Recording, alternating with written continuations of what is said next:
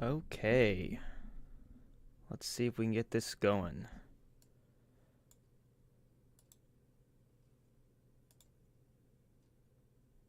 I figure out if I can get 6mm in this or not.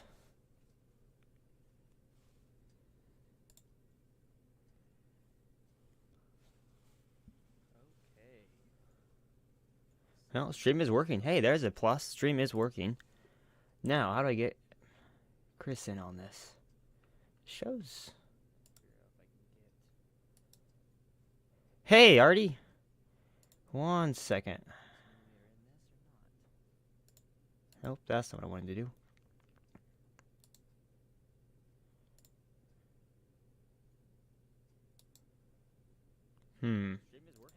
I expected it to just automatically put him in here, but it did not. Hey,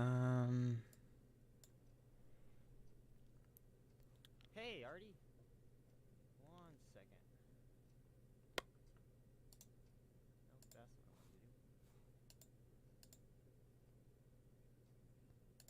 Nope, that's not what I want to do. I expected it to just automatically put him in here, but it did not.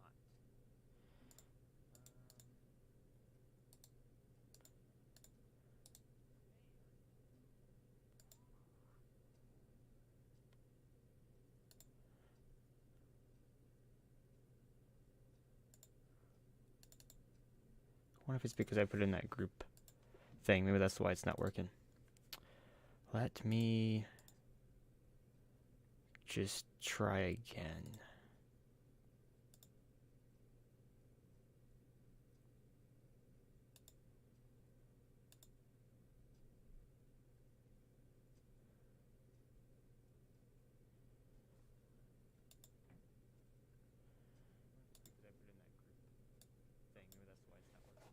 Oh, wait. There it goes. Oh, there's the notification. There we go. Now it's working. I just had to figure out what I was doing. Look at you go. Yeah, we're learning stuff. We're learning stuff. Cool. Okay. Now we're both here. And Artie posted in the chat, so I'd also know the chat box is working, so it's a good day. There's going to be a slight delay on that because I had the stream going on YouTube, and it was like a 5-second delay, so I started hearing your name or your voice in two different places. Oh. And I was like, oh, there's very much a delay. Look at you go. Yeah, I see that. We're learning stuff. Cool. Okay. Now we're both here. That's okay. Cool. All right. Now that stuff is working, I need to adjust my gain, it looks like. I'm peeking up a little bit. There we go. That should be a little better. Cool. All righty. Oh, and get started here. Didn't really talk too much about what we were going to talk about, but I will get us started. I figured we're just going to talk a lot about Galactic Civil War. So, a quiet, delayed echo.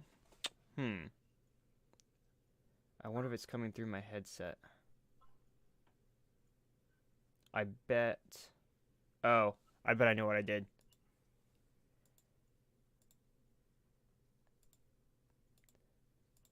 Because it's connecting all of the desktop audio there. That should quit that. That should quit that. Let me know if that pops back up again, Artie. So for those that are tuning in the future, this will be about a 2-hour-long video. It'll be up on the YouTube as well. And we're just going to talk a lot about the Galactic Civil War and answer people's questions that come in and go from there. Might as well spam this in chats and stuff. That's fair. The link for it. I gotta look over and. Are you gonna pop that in the Discord chat or should I? You want to get Discord and I'll drop it in like my Facebook stuff. Yep, I can do that real quick.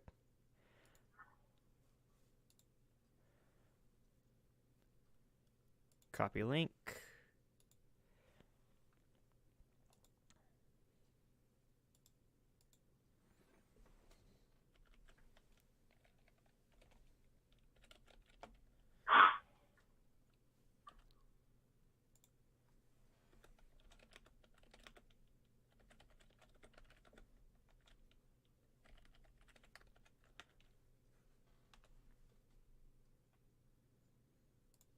Enter.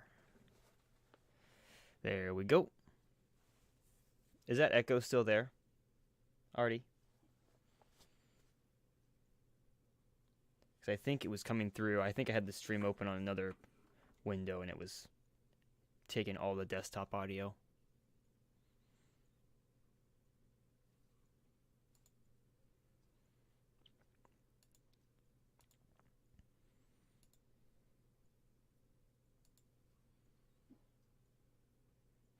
Awesome, thanks. So while we wait for some people to plop in here, Galactic Civil War. That is what we are discussing. I think I was pretty fancy. I put a little poster up in the top corner of the the stream that has all the information for people to see of the date. That's the most asked question almost, is what's the date for the next event. See, Fate's Grasp will be our third roleplay. Is that correct, Chris? Third RP1? Fate's Grasp, yeah, you'd consider that our third roleplay event, yeah. Yeah, so that gives us... And then we have that one Battlefront. One Battlefront, four events total. Yep. But by the time that event comes up again, there will be the first regional game as well. That's true. The Tennessee Planetary Defense one that Justa's putting on down there for local people. So if you want to go check out that event, I can't tell you the exact dates on here right now, but it is on Hefe's Airsoft Solutions. He's selling tickets there.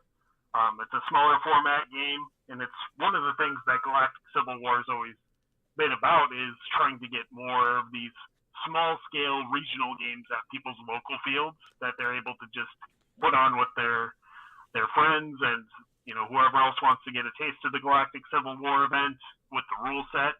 That was the whole mindset behind that. So that will be one of our first local games like that we're having.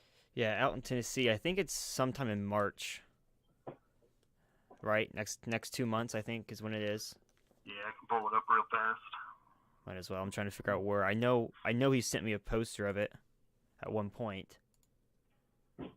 I'd like to get the correct details for that. Where is it?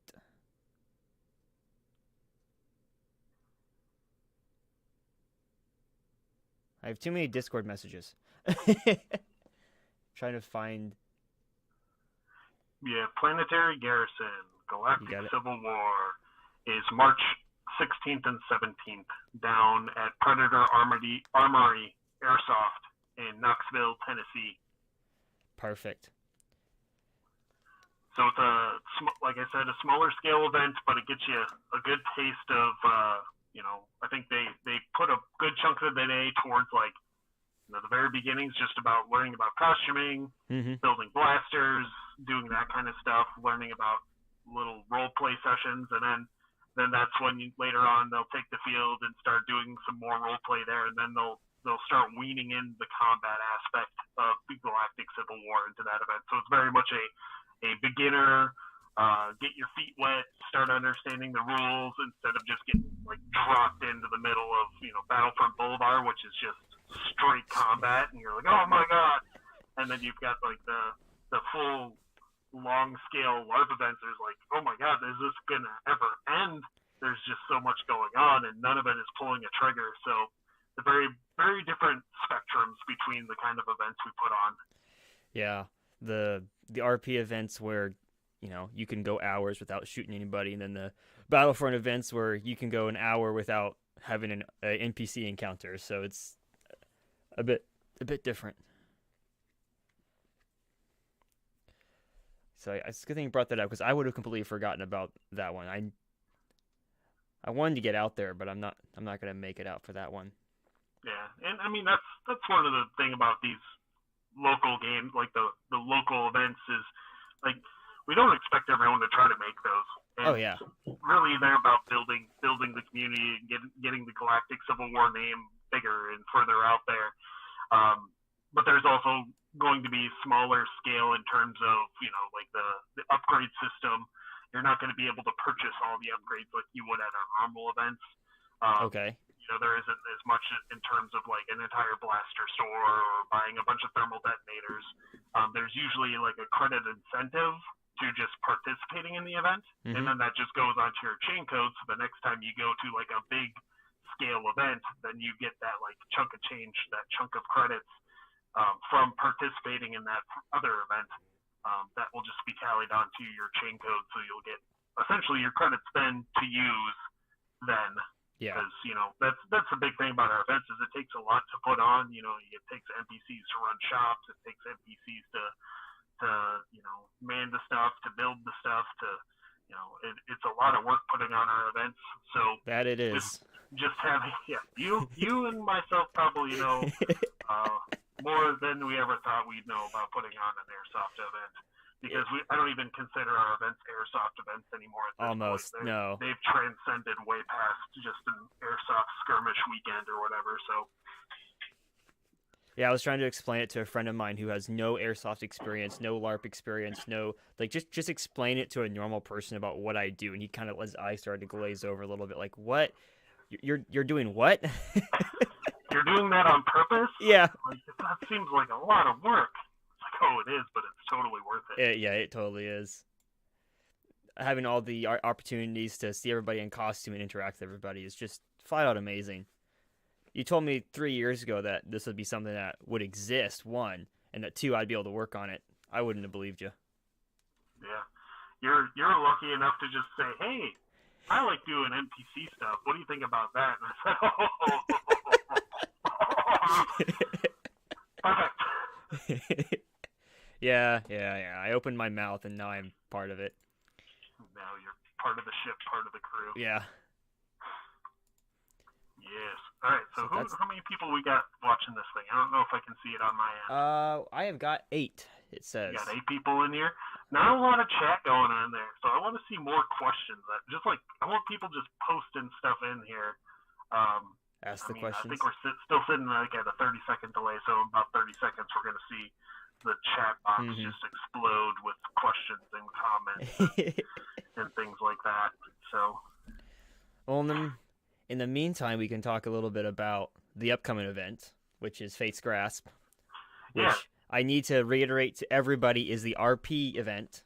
It's roleplay, very roleplay heavy. Yes, there will be trigger time. Yes, there will be shots getting fired in firefights, and there'll be some big ones. That's just how the game's going to go. No matter what, there will be firefights. But the focus is on the focus is on the roleplay. Because we're going to have a whole bunch of NPCs, whole bunch of stories, and whatnot. What is the initial setting? As in the year of the Galactic Civil War, which is 2 BBY. We're getting ready to transition into 1 BBY. So 2 years before the Battle of Yavin. Right now. In the setting of the universe, it's just after Mon Mothma has declared the official formation of the rebellion. That happened a couple months ago.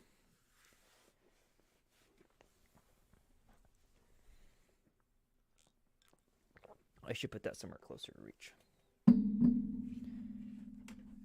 If that's what you were asking. I'm assuming that's what you're asking. Yeah, I think that's the initial setting. I mean, we can explore a little bit further on that too. I would love to go to Old Republic. Let's we'll get there. Now I guess the question I can ask you, being lore master, give like a 2-minute synopsis of each of the role play events thus far, and just kind of the story arc that has happened. Okay. Let's go main mission, main story, main scenario. We will start with Survivor's Endeavor, which was one we hosted a year and a half ago, about down at the Rock. At Survivor's Endeavor, main story wise, Imperial forces lost complete control of the area due to Bulvos attacks and rebel activities, and ended up, because of the Bulvos, pulling everybody off planet and bombarding the snot out of it for a day or so. and then returning to the planet, hoping that they had removed the problem. They missed. They didn't get all the Bolvosi. Bolvosi were too far underground, and so it started right back up again once they landed. That's the main thing that happened at Survivor's Endeavor. At Ambition's Toll, a lot more stuff happened. At Ambition's Toll, we had, for the Rebellion, they had some successful infiltrations. They got to capture a deputy director of the the Outpost Tremor Research Facility. They captured him and got him off planet. The Rebels also managed to steal some data. And after that happened, they lost communication with the Rebel Alliance headquarters, and now they are, for all intents and purposes, stranded on the planet right now. For the Empire, they got walloped a little bit with losing the deputy director and dealing with kind of a large gang sort of war happening. And then they had to deal with a I wouldn't say unprovoked Mandalorian attack, but a brutal, unexpected attack, which changed their entire outlook on their dealings in the area of Malston. And so now the Empire has gone from just being a garrison locally to an occupying force of the town to, better protect themselves, and the town people kind of mainly protect themselves, but the town people is an extra benefit depending on how they act, depending on how the players treat that. As for our sub-factions of what was the Outlaws, now unaffiliated, the Hutts and the Pikes had a little gang war. They fought each other. In the end, the Hutts kind of seemed to have the upper hand, and the Pikes kind of vacated the field. Now they're going to deal with the aftermath of this fighting, which was not supposed to happen because Pikes and Hutts are currently in a agreement to not really engage each other, and so there's a lot of bickering up at the higher levels. And then the other sub-faction that was introduced, which was the Cult of Malgun, which is the secretive organization that's now disappeared. The Mask of Malgun got traded around several times. It got onto several different people. Got a couple different followers. Before you go any further on the Mask of Malgun, can you elaborate a little bit on that game mechanic?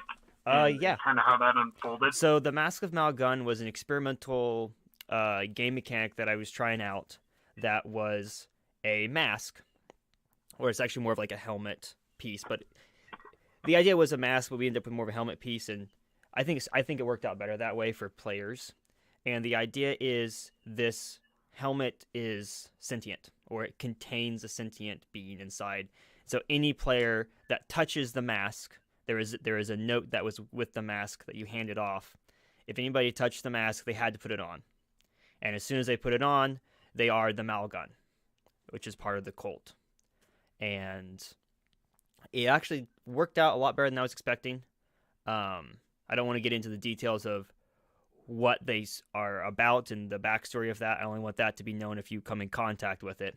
But basically, if you touch the mask, you have to put it on. And if you loot somebody who is wearing the mask, it automatically transfers to the new person. So it created a huge tension of people shooting the person with the mask and then terrifyingly trying to figure out what to do with it, which was a lot of fun. So, yeah. That's cool. It reminds me of there's that Sith Lord that I think is primarily in comics. It was like Lord Momin or something like that. That had I don't remember his name. Sith Lord who had like put his essentially like made a Horcrux or whatever. Yeah, for his basically. And like whoever put on the mask, like he basically freaking possessed. Yeah, it's very similar to that. And I mean, as one of the lead admins of the game series, like that was very low on what everyone even knew existed. So I didn't even realize that this was going on until like it started happening. I'm like, what is this? What is going on? It was such a cool experience in living in those moments and seeing those events unravel, where like a seed is planted and then the players just kind of take over. Yeah, that was entirely player brought. I just put that out there and I wanted to see what they would do with it, and it worked out very well, and it's going to return at Fate's Grasp. Fun. But yeah, that's keep going. Yeah, pretty much the Malguns, they rose up, they made their appearance known, they fought with the Hutts a little bit, and anybody else that pretty much came across them, and then they disappeared. And that's it. Nobody has really heard from the Cult of Malgun for several months. They fought, and they just vanished almost overnight, which has several townspeople very unnerved about that, because they didn't finish them off. There was no climactic battle with the Malgun. There was no resolution to the cult. They just seemed to disappear. So that's going to be a storyline that's going to continue as well. And those are the main sub-factions that we had in place last time. There might be a couple more in the unaffiliated, but those will get discovered by the players as they come across them. Cool. We have another question. For players, when the game starts, what activities on Mousen are they walking into?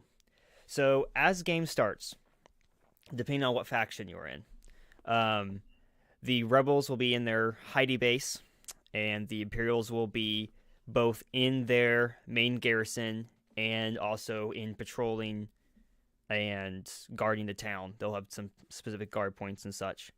So expect to have a town full of NPCs with Imperial patrols and a heavier Imperial presence.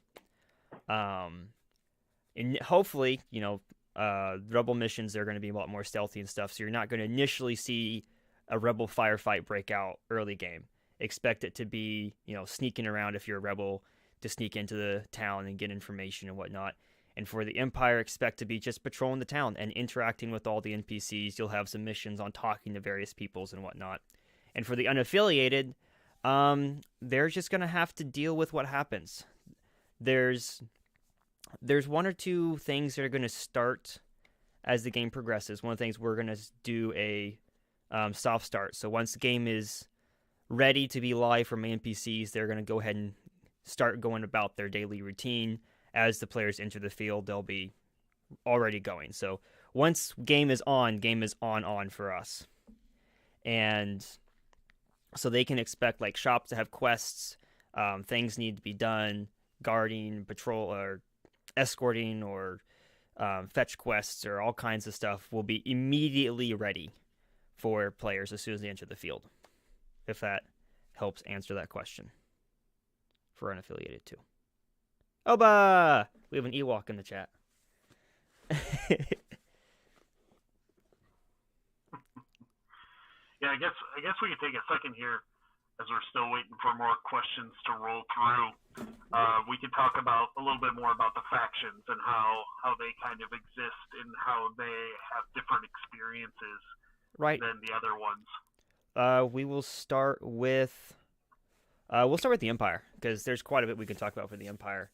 So the Empire for Fate's Grasp is going to have a ton of stuff to do. I mean, the Empire is, because of the nature of the Empire and what they're doing at this event, there's always going to be something to go do for the Empire. And most of them aren't going to be necessarily very difficult. There's going to be all kinds of simpler quests, which are very good for newer players starting out and whatnot, because you'll have missions that are just go walk to the end of the town and come back. Just make sure nobody's doing anything dumb in the town, make your presence known, and then come back. And they'll have just stay in this location for a while and just make sure nobody's doing anything weird. And when I say go walk over there and walk back, or go stand over there, I'm not saying nothing's going to happen.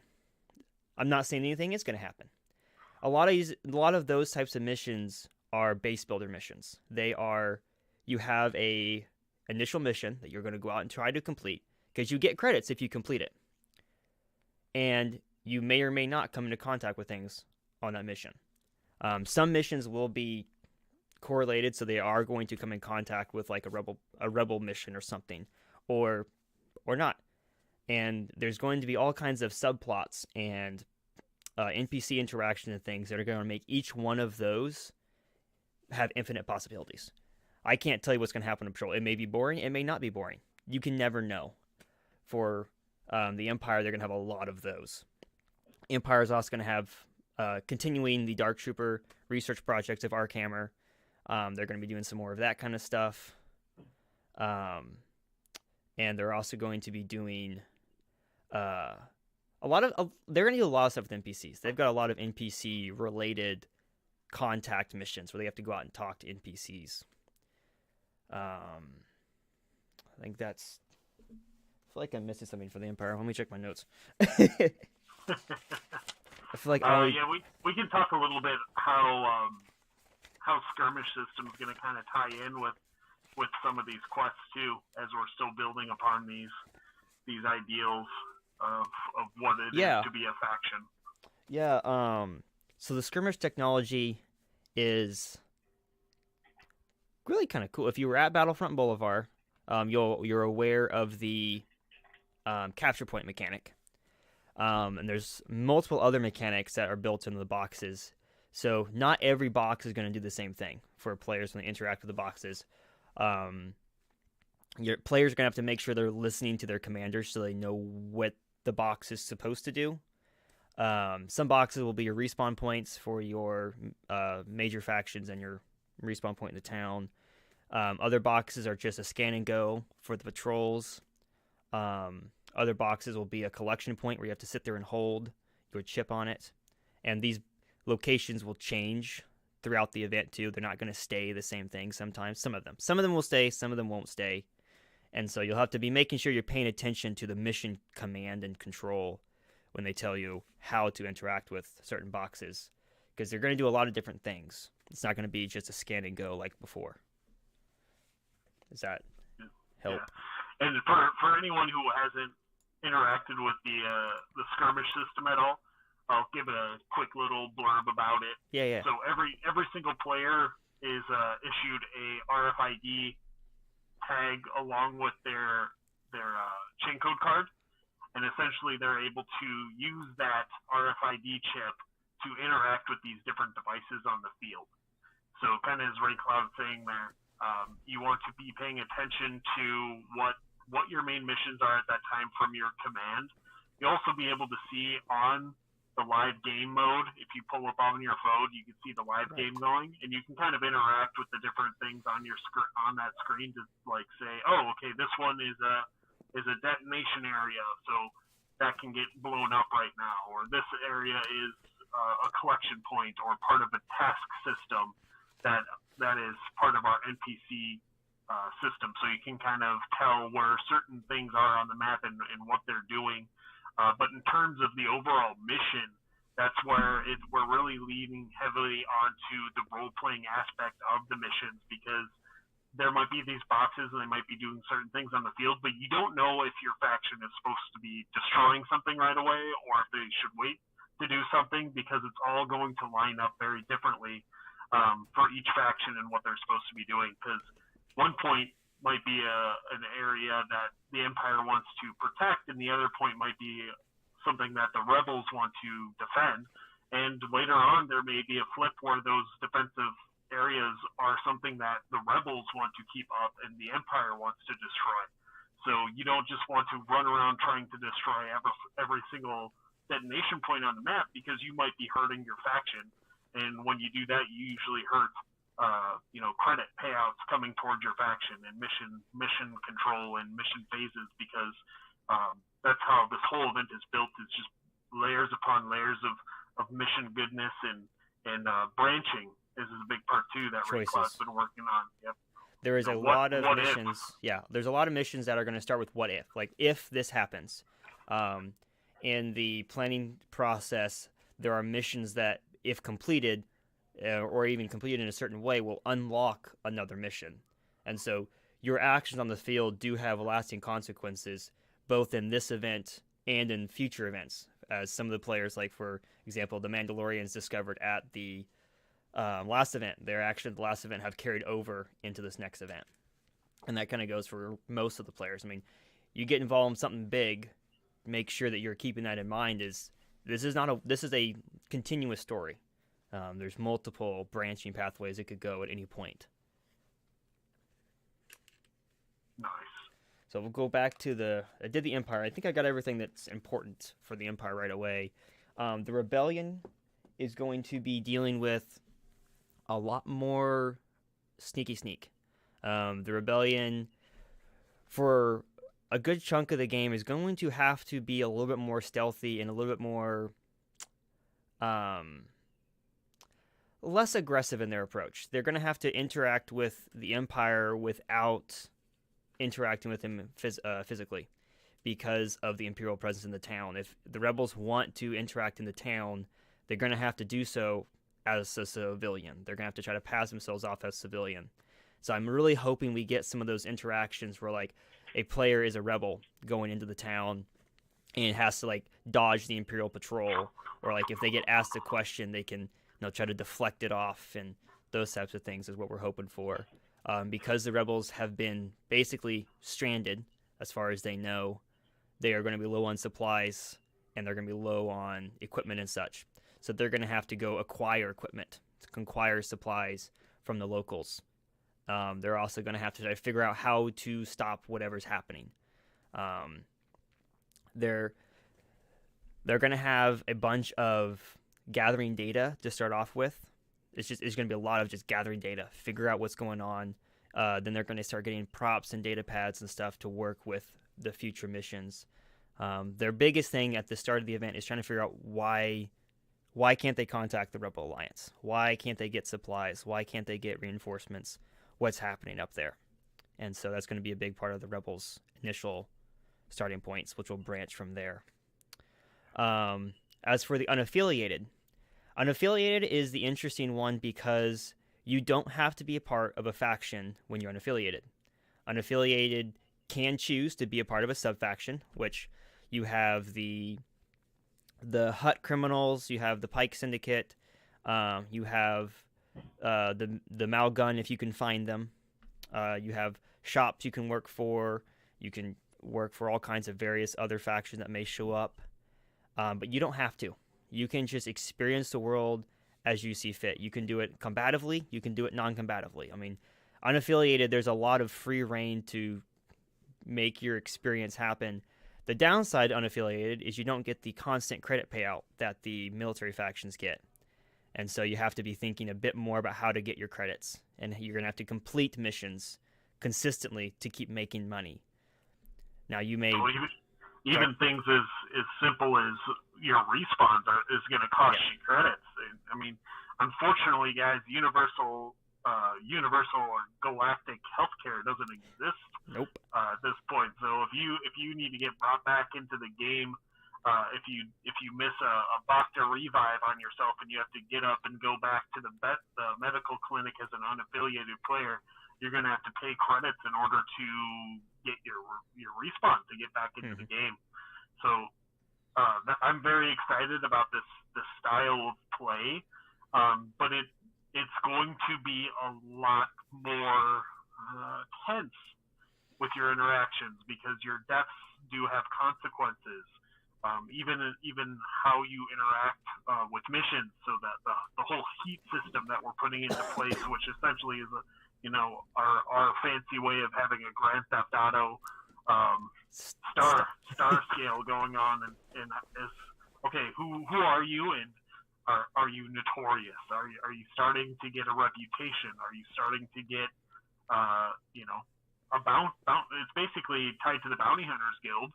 Based on how much heat you have is how much credits you're worth to a bounty hunter when they capture you and bring you into the Bounty Hunters Guild. So not only that, are you worth more, but you're going to have to pay more credits if you do get captured while you have acquired heat. And that's going to really give some more consequences to players' actions when they are tied to the criminal world. Because in previous events, you're always dealing with drug lords and drug smugglers, and it's all well and good, but there's no consequences to living this life of high stake, because it's not high stake at all. Before, it was, I'll just steal whatever I can steal and make a bunch of money. Mm-hmm. Now I'm going to steal certain things at certain times and try to make a good amount of money, and then try to let my heat die off later on, and try to get away with as many credits as I can. But then on the flip side of that too, right? We have missions that are going to unlock as you become more notorious too. Yep. And the bigger the haul, the bigger the cash, the bigger the score, the more you can get out of it. So really, you want to commit as many of these crimes or line them up as fast as you can in order to make as much credits as you can, and then hopefully, make it out of there alive, make it back to a safe house, do whatever you can do in order to try to hold on to the credits that you've earned. Because if you're getting pegged and marked by bounty hunters and keep getting brought in because you're not very good at being sneaky, and you're not very good at moving around with your posse and your squad to make it a threat for trying to bring you in, then you're going to have a hard time making credits. You're probably going to run out of credits, and you're probably going to have to go enlist with the Mercenaries Guild in order to make some change in order to even respawn again. Mm-hmm. So that's my favorite thing I'm looking forward to this next event is that building of this open world, this open play, the consequences to actions, the factions that play off each other, whether they're rival gangs, or if it's the bounty hunters versus the people who've accumulated heat. And you have this game system that supports itself and feeds off of each other, and allows these factions to interact and do a lot of the legwork on how the game unfolds, because you have these factions, revolving around each other, doing these things that are, feeding each other throughout the event, which is awesome as a game developer too. Yes. There's a lot of quests that have a starting point, and then they have branching areas to go, and then it's how does it go from there? I mean, at that point, because there's lots of quests that are going to start even later on in the event, but a lot of the initial quests, I'm looking at them and I'm curious on where they're going to end up, because I can't predict where they'll end up. I think I know, and I think I have stuff prepared for it, but a lot of it's also going to depend on my NPCs to react to the unplanned situations that I know will occur. That's just the nature of the game. That's what makes it so fun. Yeah, we're not movie directors. No. We have what, like 30 different scripts that exist on things that we can build on off of things that we think might happen. Yep. But at the same time, our NPCs are very flexible and adaptive to what's going on in the world. When you're dealing with real people, unlike when you're dealing with a game like a computer game where you have to program all these things, you do have the ability to improvise, which is great for our cast of NPCs that we have to give authentic interactions with players, because if they don't have no idea what's going on, and then the player has to explain to them, and then they can give back their take on how they feel about it right there in the moment, whether they're going to help or they're going to not help, or it's all very cool how we're building this all up on itself. Yeah, I'm looking forward to seeing the third event and we've come. Evasion's Toll was a huge upgrade from Survivor's Endeavor, and I'm just really curious to see how well this one performs next to Evasion's Toll, because the scale of how we're doing things is just going up and up and up. Yes. Let's see some more questions, guys. I'm not seeing a lot of questions coming in here. I got one. We got Mr. Breaker here, who's looking forward to coming out to Mail. It's going to be their first event. They're going in unaffiliated. That's great. I mean, good luck. I mean that in the best of hope. Good luck, man. You're going to need it. Everyone's going to need it. It's going to be a hard take for unaffiliated this time around, and especially the way that we left things the last event with these rival factions building up, this crime horde starting to bubble over. It's going to be hard for some of these unaffiliated players to scrap by. Yeah. You know, some that take the route of the Bounty Hunters Guild, like there's still steep buy-in. You still have to drop 1,000 credits to even get your Bounty Hunter's license. And then if you accumulate heat one time, you lose your license. So you better get some good hauls in there. And not only do you lose it, you'll lose it for the entirety of the duration of the weekend event before you are able to get your Bounty Hunter's license again. So, like I said, consequences are huge in this game, and your actions mean so much in this game. And we're really excited to see how everyone's going to interact with each other. So, like I said, good luck unaffiliated. Some things that we haven't talked about unaffiliated a little bit. There really isn't a base for the unaffiliated, right? You're not going to have necessarily a home base. You can utilize the Bacta Clinic and stash some of your stuff over there if you need to. But the area adjacent to where we're going to have the Bacta Clinic, the medical clinic, is going to be it's going to be part of the camping area that exists. So we will have part of the camping area that exists on Milestone 3. We're going to push that area to be it's going to be a safe area still because it's close to the road, but we want that area to be strictly tied to RP all weekend.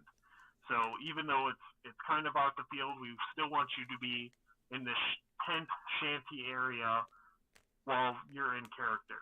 Now, there's another part of the field at Action Sports Wisconsin that is just straight up camping. You're off the field, you're out of play, goggles off, everything like that. But the unaffiliated will have kind of the shanty town that they can utilize. I mean, by shanty town, I mean it is just straight pop tents that are going to be set up near the normal camping area. But we want players to interact with each other, kind of like, you know, it's a hobo town or whatever, because you haven't locked into a sub faction yet. And if you do that, then you can start moving some of your stuff into that area, because then they might have the ability to unlock a respawn area for sub factions, an area to stash some of your extra BBs, your gas, that kind of stuff. But it's in terms of like the comforts of just having like a fob like the Rebels have, or like not even a fob, but a home base or a main base, or even like the Imperials, the comforts that they have compared to the other factions is just astronomical. So in terms of camping, there's also the option for players, if they want to rent a building, they can, because we'll have some NPCs that will be living on the field, because it's a nonstop event. We're not quitting for the nighttime. I mean, missions will scale back and whatnot, and if you don't like playing out in the dark and whatnot, then yeah, you can head off the field. But if you want the full experience, you have the options of renting a place for the evening and whatnot too. So yeah, Shantytown exists, and that's not a bad thing too. But if you want to do something a little different, there's that option as well. All right. You're either going to have to earn it or you're going to have to pay for it. Yep. So, yep. It's not easy. Nope. It's not like an Imperial where you're just getting, there's basically barracks set up in part of their area that all of your creature comforts can be set up before the game even starts, and you don't have to worry about it the rest of the game. And that's what I love, man. The other thing that Chewie and Jay Wolf are in here too. I saw that, yeah. The other thing to remember for the unaffiliated versus the other factions is unaffiliated does not mean you're on the same team. I just want to make that very clear. Empire, they're all working together. They're all pretty much on the same team. Same thing with the Rebels. The entire Rebel team, they're all working together. They're all on the same team. Unaffiliated, just because you bought an unaffiliated ticket does not mean you're going to work together. You are not on the same team. Yeah, take it from our Discord right now. We've got one of our chat channels is the Unaffiliated Cantina, and I swear the chat goes for about an hour and a half before two people start throwing down, and basically they're calling each other out. And I think there's probably 6 or 7 duels to the death between unaffiliated that are scheduled to happen at Fate's Grass before the game even starts. It's like, wow, they're just ruthless, and that's the way we want it. Because in terms of ticket breakdown, there's 100 Imperial tickets available, 50 Rebel tickets available, and 100 unaffiliated. Yeah, 100 unaffiliated, 100 Imperial, 50 Rebel. So in terms of raw manpower, there's about as many unaffiliated spots as there are Imperial, and I'd love for us to hit that 250 players and 40 NPCs, pushing 300 people out there at Action Sports Wisconsin this year. That'd be awesome. But realistically, if we even held that same ratio of players across that board, like you're saying, man, unaffiliated are not all on the same team. Yep. I mean, you're going to see them divide very quickly between each other. You're going to see even sub-factions of Mandalorians starting to pop up where, God, if Mandalorians do anything, it's picking fights. Yeah, and, that's for dang sure. Especially with each other in this timeline, in this juncture. So I'm very excited to see that, because even if the Empire has staggering numbers, it's going to take a lot for everyone to actually start working together against the Empire, especially when the Empire is the one that is usually the loosest with their credits to make other things happen in the game. So, I mean, it's the Empire. They got spare credits to throw at people. So. Yep. Yes. Let's see. More freedom from what I've seen. Testing will first go. Not sure what that means. Yes.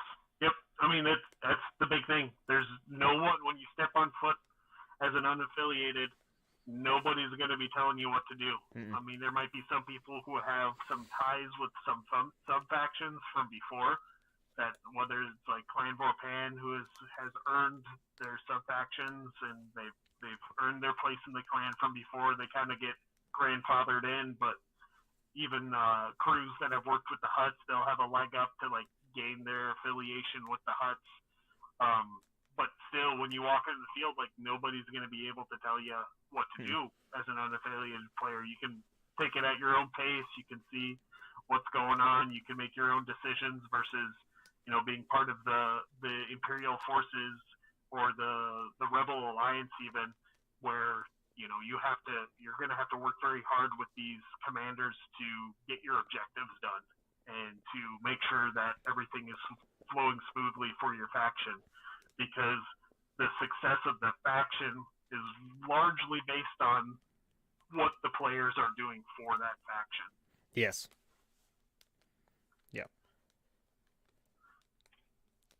Yeah, it's... So here's a question here, Raincloud. What's to stop anyone from just, shooting up each other like crazy in town and just causing chaos? What's going to stop the unaffiliated from just blasting holes in walls the entirety of the event and blowing up, protocol droids with thermal detonators?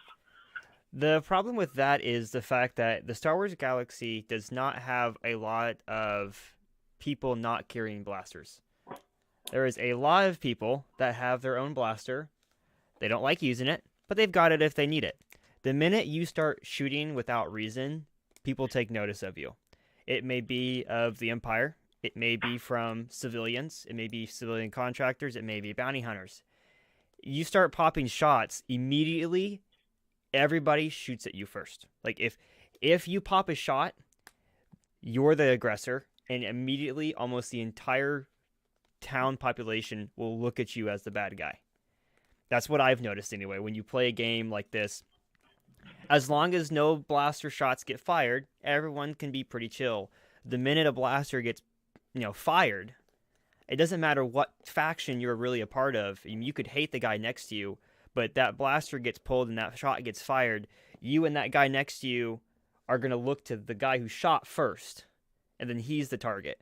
And so pulling a blaster and shooting somebody without probable cause and without any sort of backup plan is going to be bad.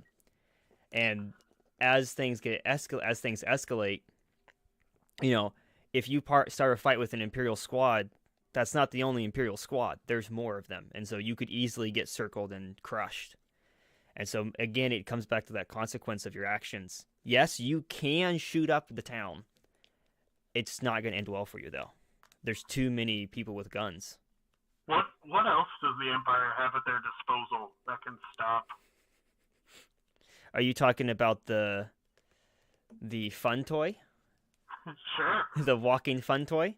The walking fun toy? The Project Arkhammer partially completed Dark Trooper? Yeah. Phase 2? You know, I like to think at this point, like, we can kind of talk about where their story ended, but in terms of the Dark Trooper program, right, Arkhammer, they basically got themselves, for research purposes, they've got themselves some RoboCops. Yeah. Right. So, like, I see a roaming dark trooper just continually keeping the peace in town. I will say the one time I played a bit of as the rebel, as the escaped prisoner, looking up and seeing this dark trooper walking down the street towards us as we're trying to figure out how to escape was absolutely terrifying and just made me want to run. Yeah, they definitely do have a presence to them. Now I'm gonna give a little trade secret. I mean, I put the outfits together, right? So I had plenty of time to put them on and walk through my house, Mm-hmm. you know, and just give them a pilot a test drive. And man, doorways with that thing on With are hard. those shoulder pieces. Yeah, unless you practice on side saddling through the doorways first. Oh man, it can be a little bit of a challenge, especially if they get to the point where they can be armed with MG42 style blasters, where even that is fully extended. Like, you might be able to flee from one, but you're not going to be able to hide for too long. They will make their way through the structure and they will destroy you. Now, the cool thing with our juggernauts, right? We haven't necessarily said that word yet when we're talking about them. That's true. But they are the hit detection system, so they are destroyable. They do have a hit point system to them. It's an electronic hit point system, and essentially, if you shoot them, they can take like 20 seconds to fire after they've been fully upgraded. They're not to that point, but you know they're still, what were they, 10 or 15? I don't think they were up that high. I think they were only like, because I think they failed on most of the health upgrades, so I think it was only like 5 to 10, somewhere in there. Yeah, I think they might have got one of the upgrades, right? So Yeah. they're sitting at 10. So they still have 10 seconds of fire that it takes for them to essentially die, right? To get below top. I want to say that sounds like a short time, 10 seconds. As I roamed the field as HK at the last event, I had the full health bar of 20 seconds. And, I assumed that I was going to just get destroyed immediately. And that time lasts a lot longer than you think. Under Withering Fire, he can still get to you. That Juggernaut is still going to get to you if he's fully upgraded and he turns that corner. You can be on the other side of the compound. Even if you're shooting at him the entire way, he can still get to you before his health bar runs out. So even though it says, 10 seconds, 20 seconds, it's not as short as you think in the combative situations. Yeah, so when we're talking like these 20 seconds, that's just our way kind of explaining how the hit point system works. But I'll elaborate a little bit further on that just for anybody who still might be a little confused. So there's an LED strip on their chest that has one LED all the way up to 20 LEDs. And then every time the system, which has like vibration detectors on it, detects an impact, it will remove one of those HP bars. One of those LED lights will flash down until it gets down to 0. But the catch is only one LED can drop down per second, no matter how many hits it's detecting. So that's why we're saying it might take 30 seconds of direct fire or 20 seconds of direct fire to destroy one of these juggernauts, or 10 seconds of direct fire to destroy one of these juggernauts. that's the cool thing. I love the fact that we've come up with a way to do juggernauts in a way Yes. that they're fun to fight, but they're also able to be killed within reason. Yeah. You can combat them, you can line up your shot, you can get the drop on them, but then you have to fall back. You're not going to just be able to stay there in that one spot and just keep plinking at them unless they're not coming at you. Yeah. And that's really cool with the Juggernaut system. And we do have the NT 242s, which are like the big. They're based off of the Barrett 50 cals, but it's a Star Wars style sniper rifle that the recon class can use. If they get their hands on one, they're able to damage some of these electronic juggernauts from like 1,000 feet away. So it really just raises that ante on like counterplay too, because that's the biggest thing that we do with anything in the game, right? Yep. Is we want it to be fun for everybody. We want if somebody steps into a Juggernaut suit, it's usually the Juggernaut who's having the most fun with the system at any game, right? They're like, I'm just going to run around and just shoot 12-year-olds and just have a good old-fashioned fun time. But even when I played enough with the Mandalorian-style Juggernaut outfit at Tarkov games, and there's enough there where as you're taking fire and as you're doing things that you normally wouldn't do in normal combat, whether you're pushing or being aggressive or doing these other things as a Juggernaut, you still have to be conscious of your life. And it's cool to be that Juggernaut character too, and know that, okay, I've got 2 hits before I go down. I need to change what I'm doing. I've got 1 hit before I'm going down. I need to fall back and find someone who can repair me. That's just a whole nother level for even the Juggernaut play that exists in our games. And at Battlefront Boulevard, I did do some testing with a Force user. I broke out Darth Vader at Battlefront Boulevard with the hit detection chest. And I did play around with that, and I'd had some good results. But as far as Force users, we'll talk about that in a little bit if no one asks any other questions. Yeah. But as far as it goes, being a Force user and utilizing that hit detection system, I think it turned out great because I felt powerful, but I didn't feel invincible. And I think that's the biggest thing when you're thinking about, Jedis. And we've seen them enough. We've seen them they feel super powerful, but they can't do everything. Nope. They're not invincible. Take it from Anakin, the guy who said, Jedi can't die, and then he proceeds to kill every single Jedi that exists.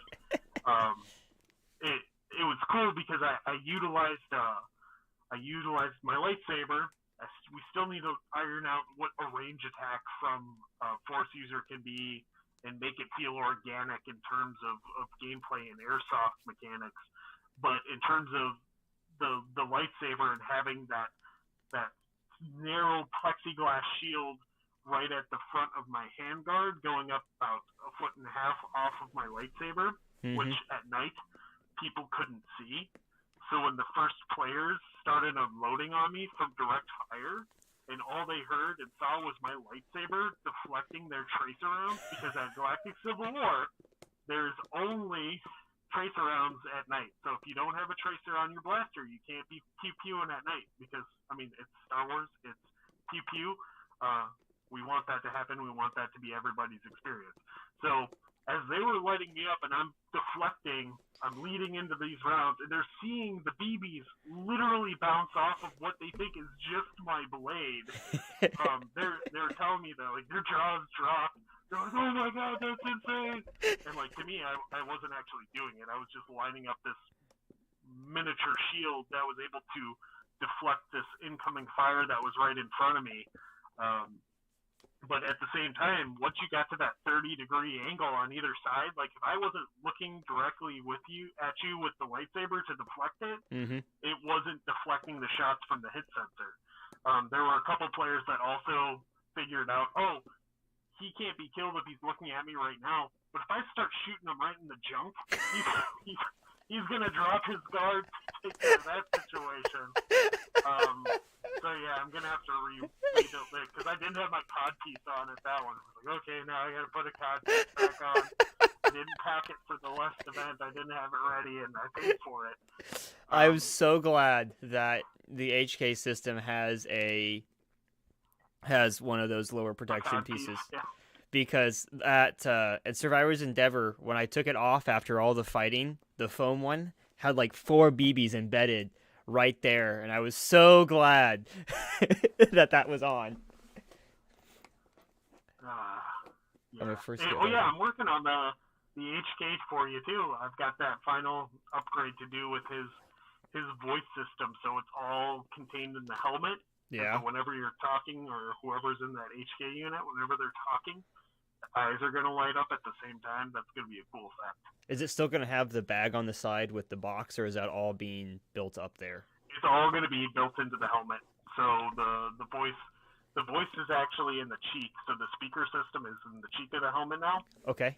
So all the voice should be coming out that cheek part of the helmet. That's going to be so then cool. You don't have to worry about having another cord or a bag or whatever. Yeah.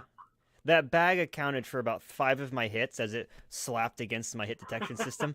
Yeah, that's one thing that you never think about when you're like strapping in the Juggernaut suit. You're like, and it does a really good job. Like if somebody comes up and like pats you on the back, or like, you know, or even if they tap on you or punch you, it's not necessarily going to take it off. It has to be like that sharp impact. But for some reason, like the metal. If you have like metal on your sling, yeah, or something, it was a sling. And it, like taps as you're running or something, it can set off that hit. Yeah. Or if you're like running and something is like bouncing around on your back and it's like tapping the back of your back plate, it can set it off too. And in all reality, I like that as like as I'm doing like the Mando Juggernaut. I like that because if I'm running. If I'm like doing things like at a faster pace, it's kind of like a stim pack, right? It's taking away a little bit of that life. That's kind of fun. I hadn't thought about that. A little bit more extraordinary. So like sometimes when at Tarkov, if I know I need to get 50 feet in the next 2 seconds, like I'll just say screw it and I'll sprint, knowing that the hit detection system might take 2 hits on me, and it might take two of my life away, but I will literally barrel down on an enemy or an enemy grouping who thought they were just going to have me like waddling in like a duck that they could just shoot at. And that scares them a lot when I do that. But at the same time, like it's a cool gameplay mechanic. Like is like okay, he's like really freaking moving now, but it's costing him some of the life or the HP system. Yeah. That's burning away from it. The Juggernauts are fun to play around with. You guys got questions? That's half the point of this. Let's get some questions. So we just keep talking. We can just keep talking. 2 hours. Now they're starting to talk about how to add tracers on weapons, which is not something that I know anything about. Yeah, just put them on there. DT Blasterworks will do all that custom work for you. Just go ahead and hit him up. He doesn't care. No, don't do that. He has done a really good job. So if you guys don't know, DT Blasterwork, Anders is what I would consider the other lead admin of our series. Yeah. In terms of, you know, what he does for the event. He's got his side hustle, which is blaster kits, right? He's been 3D printing blaster kits for a while, and he's kind of taken it to the next step, and he's opened up his DT Blasterworks store, and he's been continually adding more and more kits available from his DT Blasterworks store. But we also utilize donations from him and his company for all the blasters we put in our stores. So the blasters that exist in the raffles or in the stores are all designed by him, and they basically, you know, they look like blasters. Yeah, they look dang cool. So good. Yeah, it's really cool. Seeing the wall of blasters, helping set up the shop in the beginning of the event, and seeing this wall of blasters is just really cool. To just see those and to see players get them and talk about it later is like, yes, I got this blaster and look how cool it looks, and it's worth talking about because those things are ridiculously cool. Yeah, that's just another layer to the LARP. Yeah. Is the ability to like earn these credits and then like turn around and like walk into town and like see your Chuck E. Cheese prize on the shelf and you're like, oh yeah, that's the one I'm going for. Like get my new side pistol, get my new blaster rifle. You know, that's such a cool thing to our game and how it works. And we're tweaking it slightly for Fate's Grasp where we will still have very much blasters for outright purchase on sale, but we still will have a couple that are reserved. And this is kind of what we did from Battlefront Boulevard, where there was a raffle system where you could use your credits to buy raffles for particular blasters that were then raffled away at the end of the event. We're still going to have a few of those options available in the shop, but I mean, at this point, we're already sitting from Hefe's Airsoft and the donations that they give us with AAPO1s and blasters we buy, e-bike. They donate different airsoft guns to us. Right now we're sitting at close to 11, maybe even more than that right now for this next event. And the cool thing with that is, you know, we get them all shipped off to Hunters and he makes them all blastery. But we'll have a few of those set aside as raffle items only at the end of the event that you have to buy your tickets for. So you can buy it with credits, whether it's 100 credits for a raffle ticket for that particular blaster. Because what we ran into at other events, and we're still going to change this slightly, but at other events, what happened was you had a bunch of whales who had earned a bunch of credits from previous events, and they just kind of bought looking at you, Joe Wolf. Really good. Jay Wolf, where are you at? The guy who somehow got the T-21 in like 8 hours. My God. I think he racked up a lot of debt with other players, if I remember. I think he's still paying some of those off. I don't know how he gets so many credits every event. I'm going to have to put a body cam on him and just like monitor his progress to make sure he's not cheesing some game. I'm sure he's the Mandalorian who's just like running trash to the Jawas to make credits. I bet that's him. That has to be him. I'm gonna nerf that next patch for sure. Joe Wolf has a lower run speed and has like a limit to his purse. Yeah. Still talking about blasters. So we'll have some that are available only as raffles, so you can put your raffle ticket in. You can buy a raffle at the shop, so there's something you can always kind of sink your credits into. But at the same time, there'll be blasters that are coming into the shop that you can buy, but they'll also be released throughout the event from shipments coming in. Yep. So it might be tied to a quest where, in order for more blasters to get into his shop, you might have to do an escort mission or whatever to make some credits, but at the same time, in order for his wares to get restocked, it's going to be tied to the success of those escort missions. So it will be a thing where you might have to check back a few times throughout the event to see what new stock they have in store. But at the same time, there's always going to be something in the shop that you can sink your credits into via the raffle system that will exist there. So that worked out really well for Battlefront Boulevard. And yes. There was over 36,000, I think was the number, 36,000 credits that was dropped into the blaster raffles for Battlefront Boulevard, which is a lot of credits. Yeah.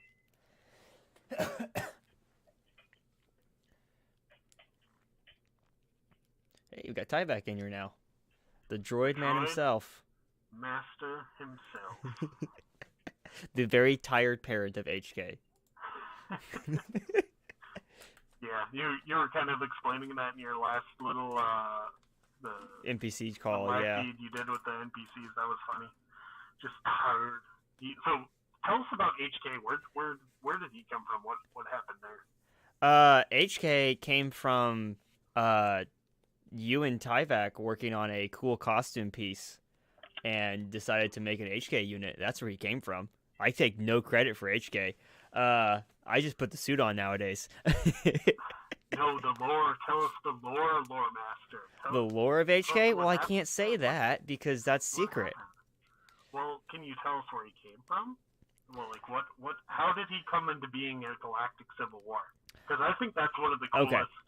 coolest Yeah. mission quest Yeah. things that happened So in the with the series. in that Survivor's Endeavor, players had to help build HK. Um, the the droid shop was piecing together the costume and has like so he was building the HK stuff, and then players had to go find the rest of it. Like the Jawa had the helmet. A couple of the other ones had been scattered on the field. Like the Bulvosi had raided the shop before anything could have been completed, and so the players had to go out and find the rest of the pieces and take them from Bulvos and take them from the Jawa and find the lost pieces and build the HK droid. The fact that none of the players um, decided to think about was the fact that they built a combat droid and nobody checked the programming. And so the droid got completed in the shop and it went into full murder mode. Exited the shop and just started destroying the town, um, which had some hilarious interactions and was super cool to watch as this Juggernaut droid comes out. And like people had heard about the HK, but nobody had really heard that it was going to be completed or that it was completed. And so the panic from like the Mandalorian Enclave, which was just right on the outside of the shop, as the Mandalorians come flooding out, and then now they're dealing with this Juggernaut droid. It was it was awesome. Oh, I was there, and Yeah. I had words with Tyvek about that. That was I think Tyvek usually escaped. activated at HK. Tyvek tried to Fact run checking away. his programming. Yeah. It was really hilarious in Ambition's Toll when HK entered the field and all of the Mandalorians like immediately guns, like hands on blasters. Like you could see like the flashback in the visor of this is we don't like this happening again. Yeah, you were held at gunpoint. Yeah. Here we go again. Yeah, they were less than impressed with that. And I that's have a part of bad things that feeling about this. you can have happen on the field is your actions as players on these quests can help design things that are going to spill over into other people's quests and these other experiences. And I mean the HK is kind of an extreme example. I mean you don't get to build the droid very often, but there's all kinds of stuff like that. Yeah, HK was a lot of fun. That's good. Oh man. So as far as let's check on chat here. Let's see. I would like everybody who's listening still, if you're still listening, I would like you guys to put in there comment on what you want to see at a Galactic Civil War event. What new facet you want to see added to gameplay? What new rule do you want to be explored? Um, anything you want to see in the future, because this is the coolest thing about this stuff right now, guys, is you have people that care. You have people that care what you think. You have people that care what Yeah. you want to see in a game, This because this event is nothing without the players. And so like he's 100% true. Someone thought there were items in my Odyssey quest were going to resurrect the HK. That quest line that you had there was hilarious to watch. I knew what you were doing, but the nobody else did. Tanks and speeders. We had somebody that was working on a tank. The that was player driven, trip player built. They haven't seen many updates from where they got with that recently. They're going on to build that up. Speeders is very much a thing that we can see, and I would say that's a short-term project. Okay, Yeah. that's something that can get turned around pretty quickly. And I'll talk a little bit about the economy or Yeah. the economics behind the event in the event system. So our event is 100% funded by what's going on in the event, right? So if people buy tickets, if people show up, every single dollar that comes out of the event goes into the event.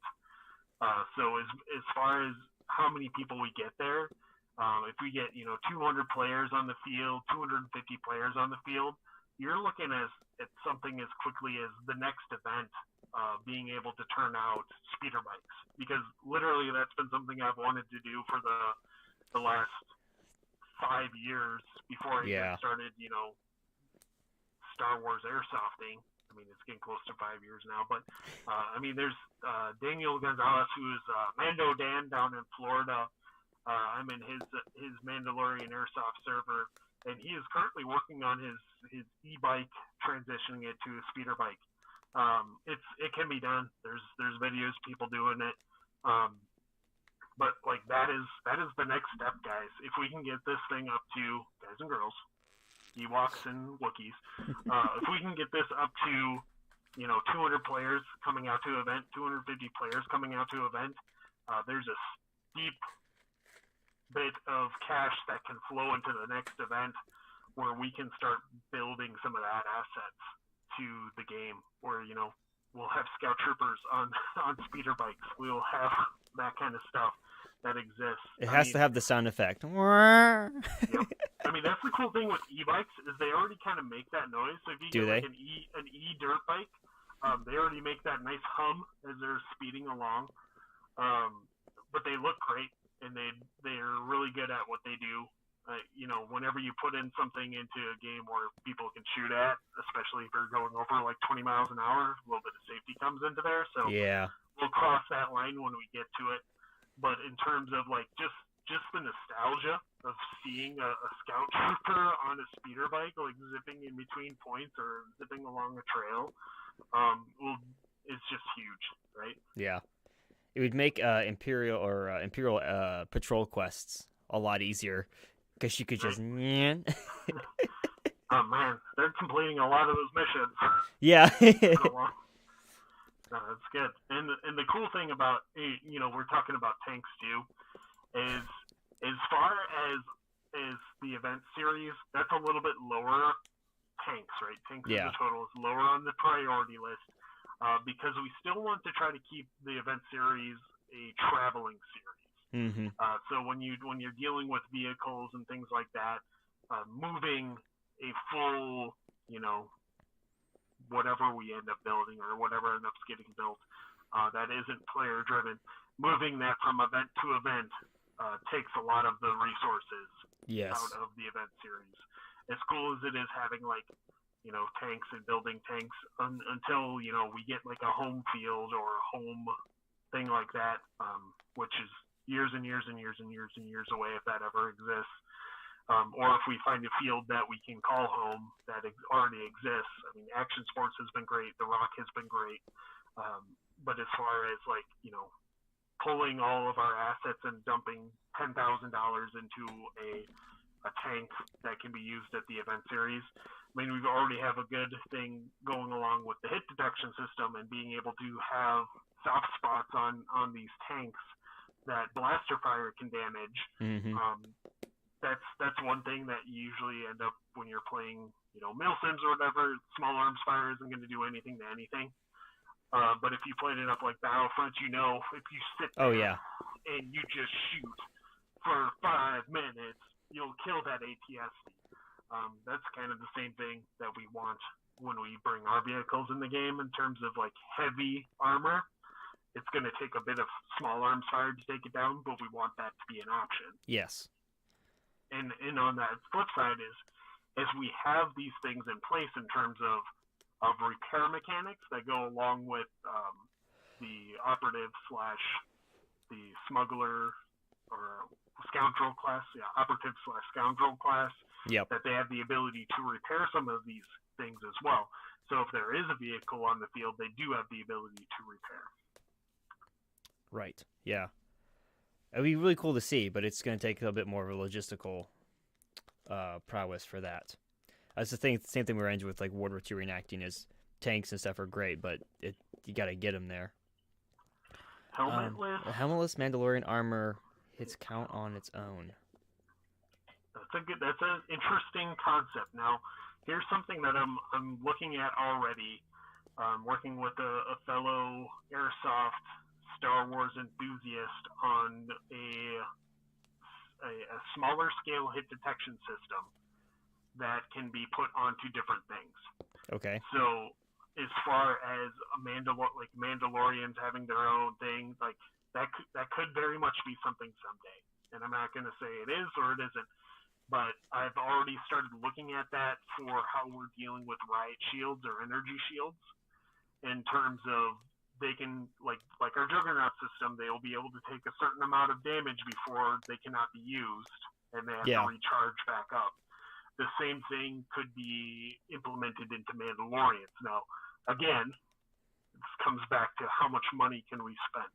Okay, how much money can we spend? Because the events themselves, whether it's the credit upkeep, the blaster building, the droid building, upkeep on the stuff that we already have, new chain code cards, like there's already a steep cap to what we're doing at these events, where a good chunk of our money is going to. But like I said, if we're hitting 200 players, 250 players event, you could see stuff like this rolling out very quickly. So, in my opinion, what you're kind of talking about is doable. And in my personal opinion, as a Mandalorian, I would like to see something like that roll out for Mandalorian players who build Mandalorian armor. There might be some small dollar fee attached for you to get that equipment. But in my opinion, I'd rather see that as a game unlock.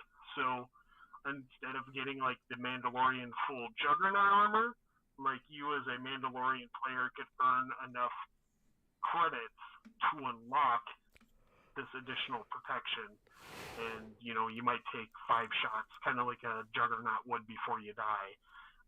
Same thing there, and then it would reset. The Beskar held up at a certain range or a certain rate, and since we have the headshot immunity, that system would all just be on your chest. But as far as it goes with anything like that, whenever we're dealing with anything like that, we always want to think about balance, not only on the player that's using it, but on the players that are fighting it. So if we do incorporate it, it has to be done right. Yes. The technology has to work, and it has to be fun for everyone to engage. Now, being someone who is always Mandalorian, yes, I want to see that kind of things grow, but I don't want to see the Mandalorians get to a point where they're like, oh, if you're not playing as a Mandalorian, you better not be playing at all. Like, on the flip side of saying that, at Battlefront Boulevard, I spent about 30 minutes during the Gauntlet playing as a Baldosi, killing Mandalorians. And here's what I have to say about Mandalorians. And there was about 20 of them that I was, or 15 of about them. 15, yeah, it was about 15. Yeah, doing the Gauntlet. My God, your guys' peripheral vision sucks. There's so many times I knew I was in plain sight, but I was just right here, and you just walked right past. So setting up those ambushes on Mandalorian, God, that's easy. Yeah. the visibility there on you guys, not that great. So it was fun to fight against a horde of Mandalorians, in sense of learning what their weakness was, because if they're like locked onto you, yeah, you're probably going to have a bad time. But in terms of audio and visual capabilities of the guy behind the bucket, unless you've really done a lot of work into your system, it's a definite handicap for those players who are playing that way. Yeah. So. Yeah, that Gauntlet looked like it was fun. I've heard good things from the players. Yeah. So that's good. Of all the things, fetch quests sound fun. Yeah, we try. So, fetch quests are the easiest things to come up with because it's simple. Go over there, get an item, come back. But we try to do as much with that as we can, because that gets boring after a while. If you're just going over to a place in the field, picking up an item and coming back, that's kind of boring. So we do everything we can to spice that up. So there are those where, yes, you're going to go a simple fetch quest, go bring me this item, or go take this item to somebody else. But almost every time, it's only part of the picture. So oftentimes a fetch quest will lead into something else. Like, I need this item, so you go get this item. Well, thanks. Now that I have this item, now I can go do this, and now I need help doing this. If I need a data pad from the other side of town, bring me the data pad. Now I have the location of what I need to go get. Now I need an escort to that location or something like that. So we have a bunch of fetch quests, but we try our best to tie them into something bigger so it feels more impactful, if that makes sense. But it also is an easy way to get players moving. Yes, it is very easy. Which is great. And we're doing a good job this next event of lining a lot of those fetch quests up, or patrol quests for like Imperials or whatever, that will work in a way to get players moving around the field a different way than normal. A lot of times when you think about an airsoft game or a force on force, you think about a spawn here and a spawn here, and they just kind of mesh, and you in the get middle, this line across where that's where all the fighting is happening, and it might slowly shift throughout the event one way or another. That's not how these events play out, and that's not how the LARP events play out. Now, Battlefront Boulevard, yes, you're going to see that static clash, but even in Battlefront Boulevard, the AO was big enough that there's enough ability to flank around and get different places. Yeah. Do drones get used for surveillance droids? I remember that coming up. Did we decide on that? Yeah, that's part of the recon. The recon. Yep. Yeah, that's what I was thinking. Recon class can use drones. That's what I was thinking. One of their perks to being recon is they have the ability to use droids, or recon droids.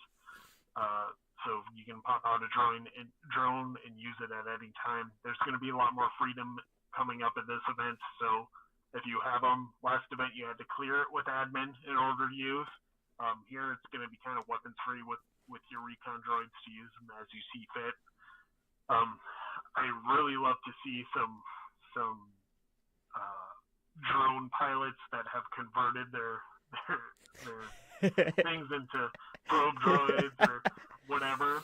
I would love to see that, or even AJ whatever on Instagram. He, I watch his flight. He does all these builds, whether it's X-wings or bombers. Oh yeah. I'm like, every single time he posts a video, I always just post it there. Hey, come out to Galactic Civil War. just fly them. Or like, I don't want people to like be shooting at them, but just like have like TIE fighters and Imperial shuttles like just flying in the distance, like be a whole event, and like, just do it. It'll be so fun. That would be really cool. So I hope someday he reads. He's pretty big, so he gets a lot of traffic. But hopefully someday we get on his radar, and he can. Anything that we can do to add kind of to the immersive experience is just great. Like anytime we can add something like that, like we were talking with the NPCs and whatnot, and how to add more believable living conditions and stuff, like bringing a rug for a shop, or curtains for one of the buildings to act as a house, or flags to fly up in town, and just anything we can add to immersion is just always cool. Well, how about the Mandalorian art? I'm not going to drop a name, but how about a Mandalorian artist who literally does Star Wars artwork, Star Wars concept art for Lucasfilm, and does commission work with them, and also did a giveaway at our last event with some of his artwork. I will keep, if you're watching this, I will keep bugging you and trying to get you to set up your own art shop. Yes. In town as a player on PC. So talking a little bit about that. We're transitioning to full economy, right? That's something that you're going to see happening at the Galactic Civil War events, especially these LARP events, where players have the ability to sell things, or NPCs have the ability to sell things for credits in order to build up the game more. So whether it is the armor shop that is hitting the town, or the leather worker who is Sobelka, who has been doing leather work for our events for a while, and the ability to earn credits there. But we want people who are bringing things to fuel the event in terms of role playing and having something to drop credits on. We want them to be able to take something away from it. So the ability to earn credits from their sales, whether it is taxed by the Imperials through role play, will all be something that you'll have to see unfold at the event. But there is going to be that incentive for people to contribute to the game to let it grow even further, even faster. So yeah, you might say it's pay to win. Okay? You might say that. It's borderline that, but at the same time, like, if you're gonna shell out and make 16 suits of armor so that there's a possibility of having even more Imperials or Rebels rolling around in plastoid armor, like, that's what this whole thing is about. And there's going to be some risk in you doing that, right? There's always going to be some risk in if you're going to be playing that market in that game, because maybe nobody buys it, and now you're sitting with 18 suits of plastoid armor that nobody bought, and you don't know what you're going to do with 18 suits of plastoid armor except bring them to the next event. So, but at the same time, that's what we're trying to build. That's what we're trying to grow. Think of almost a Renaissance fair kind of vibe to it, where you might be a maker and you're bringing blaster kits, or you're bringing different facets, or even things that we haven't even thought of. Whether you're a mini food vendor, or you're slinging ammo or tracers, you're building homemade tracers and selling them or whatever. Like, that's all stuff we want to be happening on the field and growing, because Action Sports Wisconsin is big, The Rock is big in terms of size of the AO, but if we get to the point where we're reaching that 200, 300 players, what if it's something that is a 4-day weekend, and it is, you walk in at whatever time you can over that weekend, and you go and live in that world like a Renaissance fair exists, like, and you're looking at thousands of participants versus hundreds. Like, that's something that this could grow to, and we want to help facilitate that. So if you're going to be offering something for credits, we want you to be able to take something away. So you might see more hero characters coming out of the craft system than coming out of the actual combat system. So crafting might be endgame in terms of economy. So think about that. That'd be kind of a cool mechanic to implement at some point, yeah. Talking to Ben has pretty much convinced me to get a 3D printer. I get that. Yeah, I talked to this guy above me too. Talk about 3D printing. This 6mm Mando can build some pretty amazing stuff with what he does. I'm pretty sloppy too. But the coolest thing is, guys, like, I didn't even touch 3D printing until 2 years ago, and there's so much to learn, and there's so much that you can do with it that, I mean, it's amazing. I mean, if you've been on the fence on going into 3D printing, I would probably say take the plunge, because it does take a little commitment, and it can be frustrating at times, but the amount of things that you can do with it is amazing, especially when you think of 3D printing as passive crafting. Mm-hmm. So I, for my entire life, had been someone who had been a physical crafter. I would take buckets and plastic sheets and whatever, kit bash wherever I could, and that's a valuable skill to be able to look at certain things and be like, oh, I can make this into this, or this can be a good thing into this. But at the same time, that takes active involvement. Like, you have to be walking around the hardware store looking for a specific size pipe that will fit into another specific size pipe, in order for you to complete your build. And then you're cutting down shower rods and stuff to make stuff happen.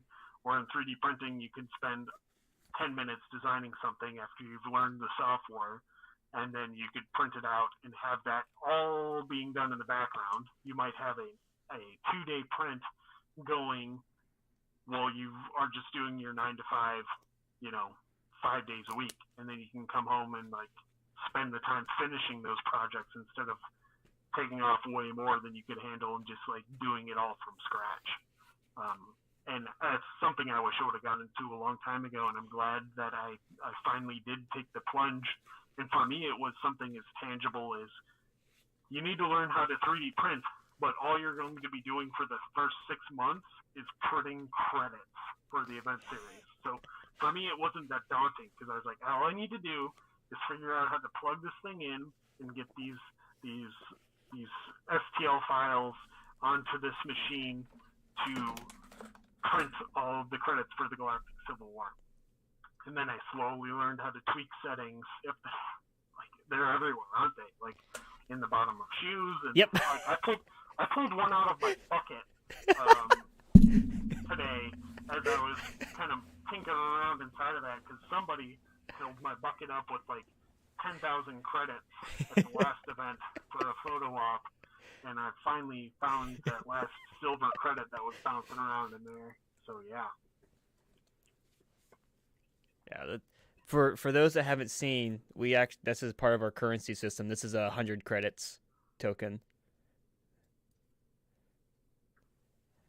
and we've got bronze, silver, and then gold, and then ebony. Right, is the 500 one.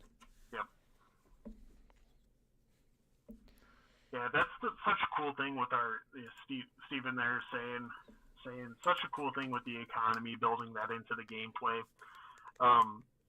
You think of an airsoft event, and when we even drop the term pay to win, like think of any other airsoft event that you would ever accumulate that with anywhere ever, right?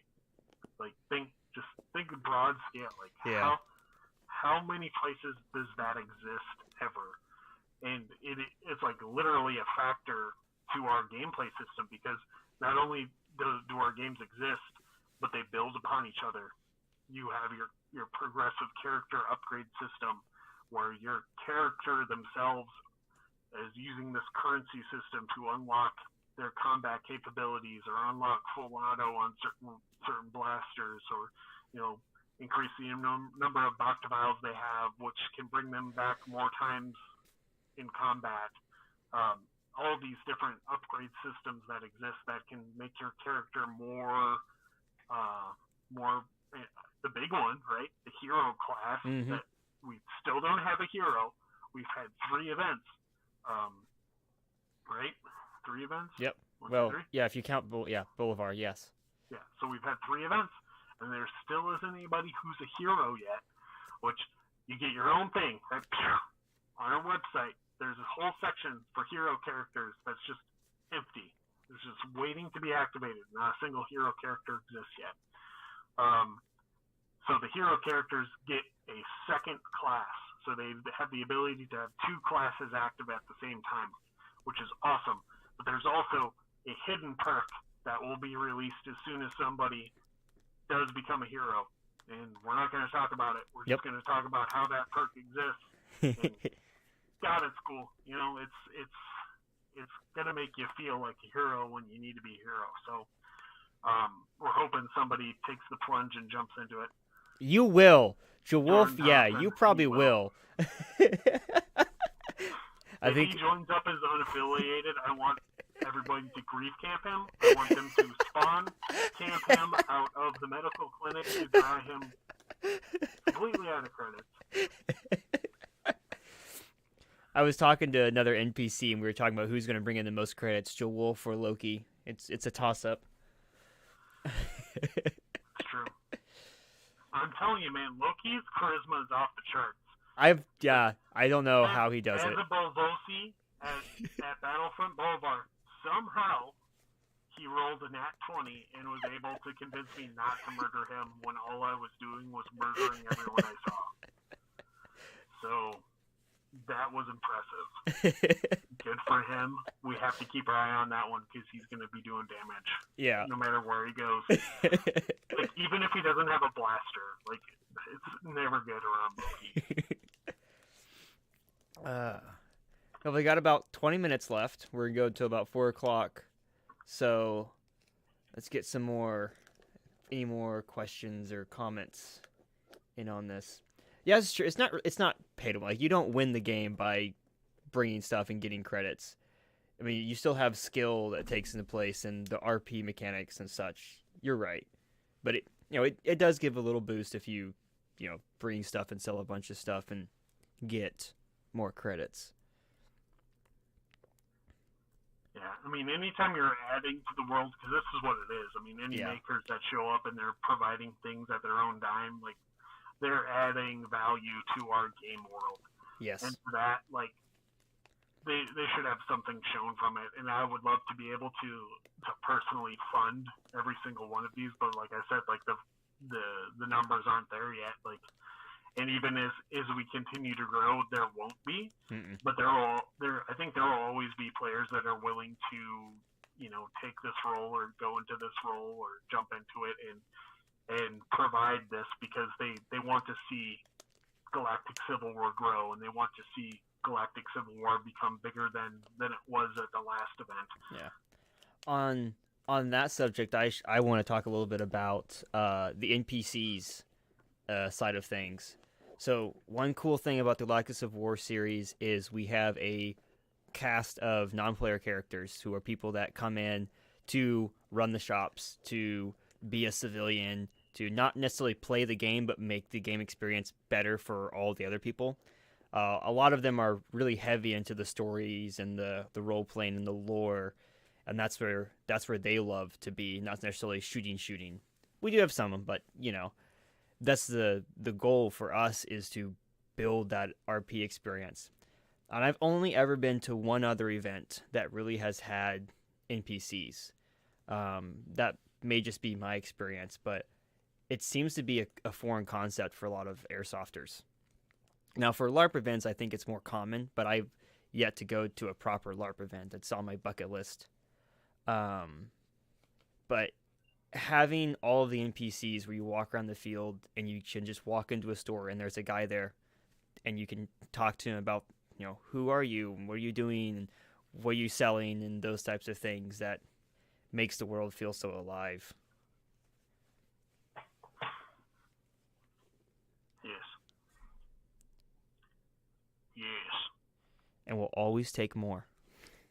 That's the thing. I'll never have enough NPCs. That's not physically possible until the town is so crowded that you can't walk through it.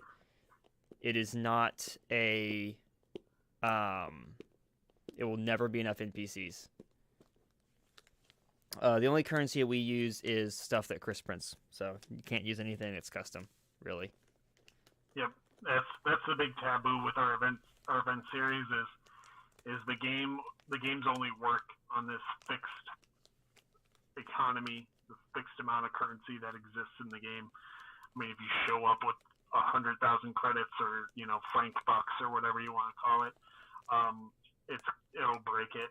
So in terms of like someday you might see the addition of more currency, different values of currency being added into the game.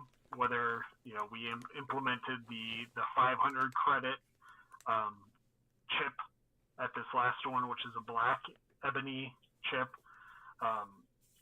just because as our players have earned as many credits. I mean, they were walking around with almost like a pirate's bounty of gold. Like they need the little mini treasure chests, especially if they're dealing with just like coppers or whatever.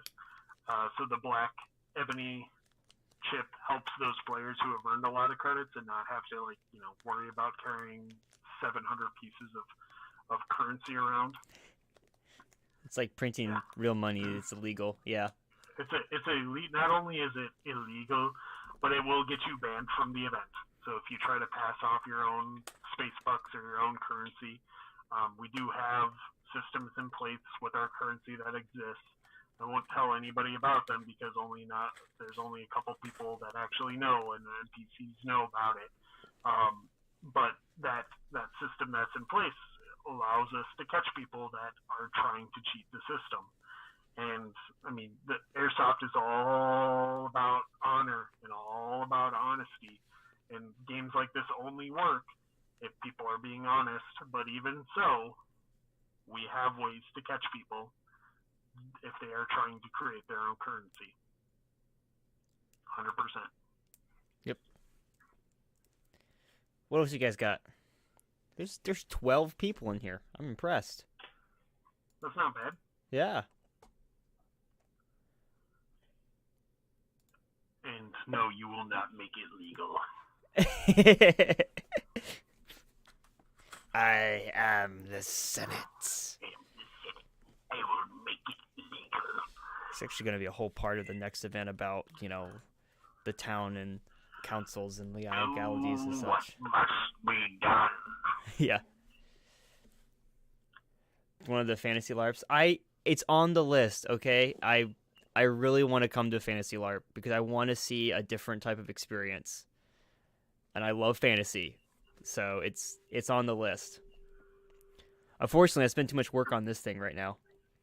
Time working on this and just I don't have a lot of extra. So Come on. Yeah. Any more questions, comments, concerns, speculations?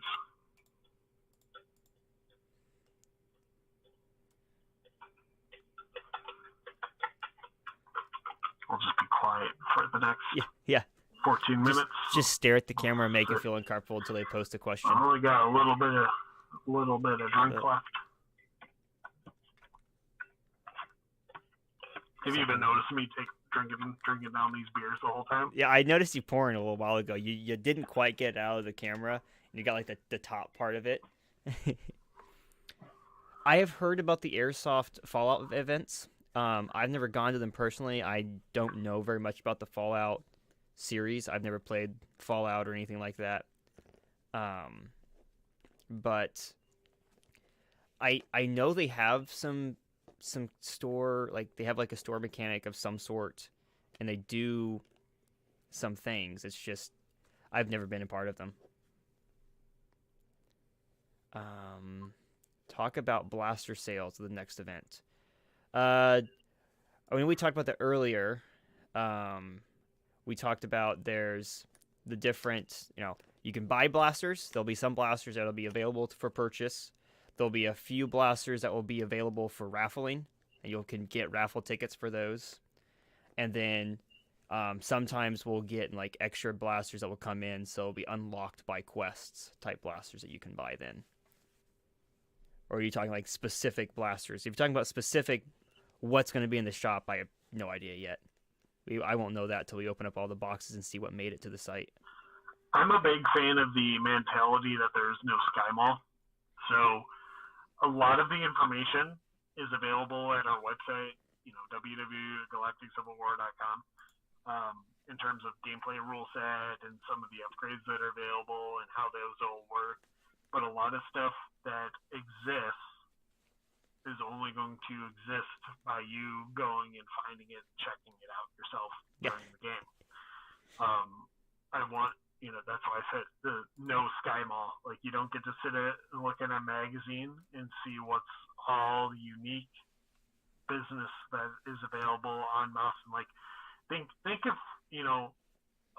Qui-Gon Jinn and Obi-Wan, as they're flying to Tatooine with Padme, were able to like pull up, oh hey, there's like 16 different hyperdrives all available at all these different shops and oh look, they take Republic credits too. Like, think of what would have happened if that was a possibility.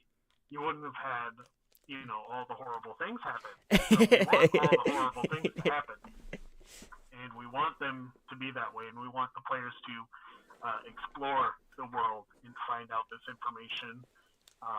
There's a lot to explore. Exploring it and asking the questions and interacting with NPCs, and are you going to be the guy who walks up to the blaster counter and say, "Hey, what do you got up there? Oh, that's good," and you walk away, or are you going to be the guy who goes, hey, that looks good. What do you got up there? Oh, also, what do you got that isn't for sale? Or what do you got that isn't on the showroom? Or what do you, asking questions like that, because there might be a question that can spark something that happens. So always pay attention to, the world around you and the questions you're asking, because that's huge when it comes to our events, is ask the questions you don't think anyone else has asked. Yeah, there's RP is, like I said, is very heavy in this game, especially for Fate's Grasp. It's ask those questions, talk to the other NPCs, talk to the other players. I mean, make sure you're chatting around, because if you don't go up and talk to somebody, then you might not find the quests. You might not find the stories. And my chat just went poof. I've got a couple questions. Does Skirmish have an app at all, a website, or just the website for live gameplay? It only has the website for live gameplay. So if you pull up the app, and there's a way on Android and smartphone that you can do, or Android or Apple, that you can literally create a shortcut link to the live game that's going on after the game does go live, so you can easily just push the button and it pops up on your screen, or you can just leave it sitting in the background. And then the big thing with how the browser works is, soon as you pull it up, it's going to pull in the whole game that's happened.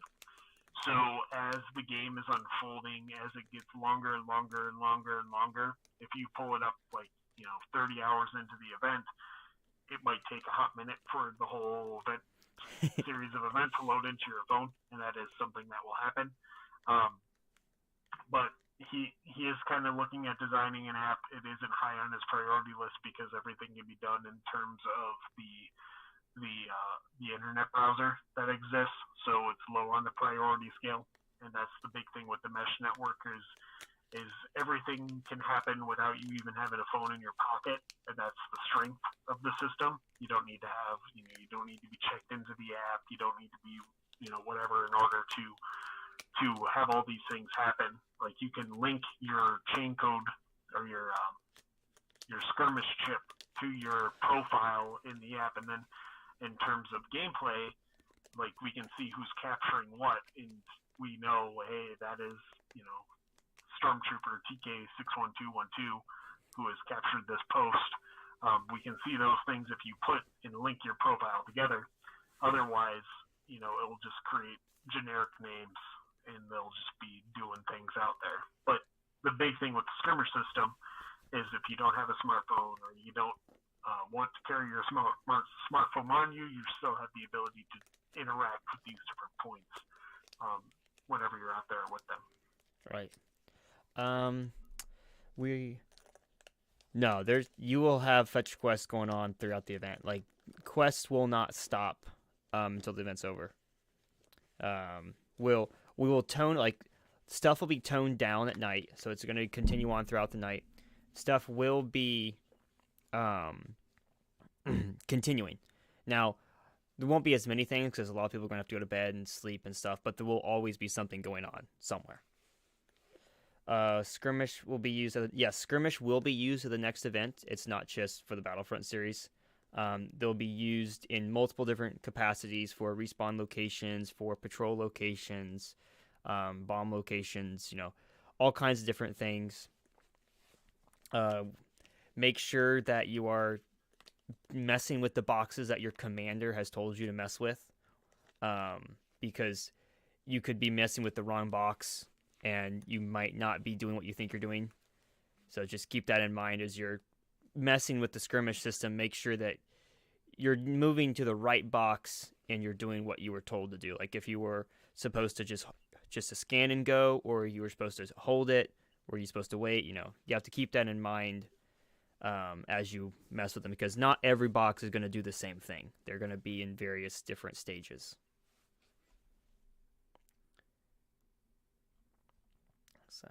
Good questions. Yep. Do one or two more?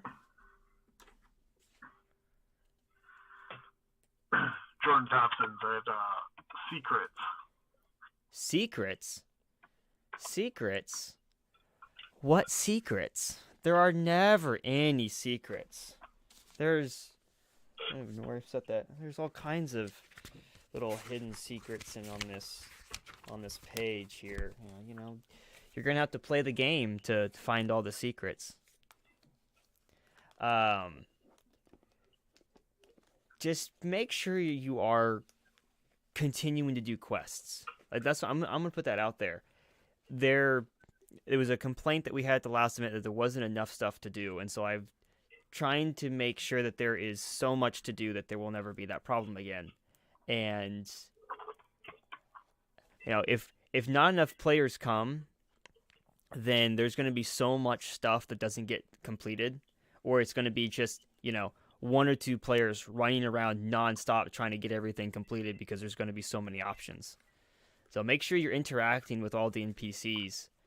We'll have two different locations of like downtime areas. We're going to have the cantina, which is the out of play.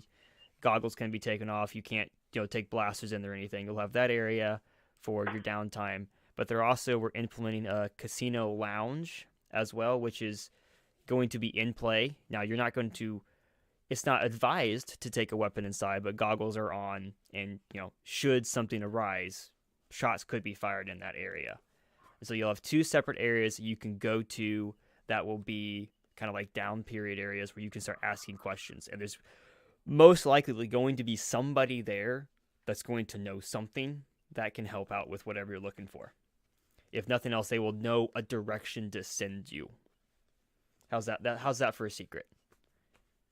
Go to the shady place to find shady secrets. Go to the not so shady place to get not so shady secrets.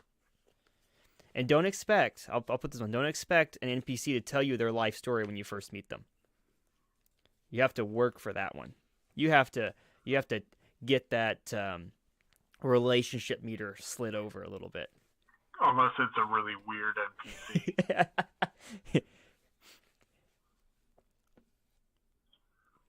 So, NPCs do like to talk. Yes. All you have to do is ask an NPC a question, unless their character is something that they don't like to reveal information. But a lot of our NPCs love the roleplay, so as soon as a roleplay opportunity happens, they like to get in there. Yeah, I think the only exception to that, right? We said weird NPCs, but definitely, Ewoks will tell you all about who they ate last. I'll tell you whether they're a rebel or imperial, or if Mandos taste weird. Oh, that was a hilarious experience. Oh, man. I'm so glad that happened. I think I have a Jawa poster up. I don't have the Ewok poster up right now. But terrifying aliens. That's the cool thing, is seeing all of the alien life forms and stuff that we've been able to get to. Leon, yeah. Stew. No more stew. No more Ewok stew. Do not eat the stew the Ewok is cooking. Ewok stew is bad. Oh boy. So, I think we're going to wrap it up then, unless there's any more pressing questions.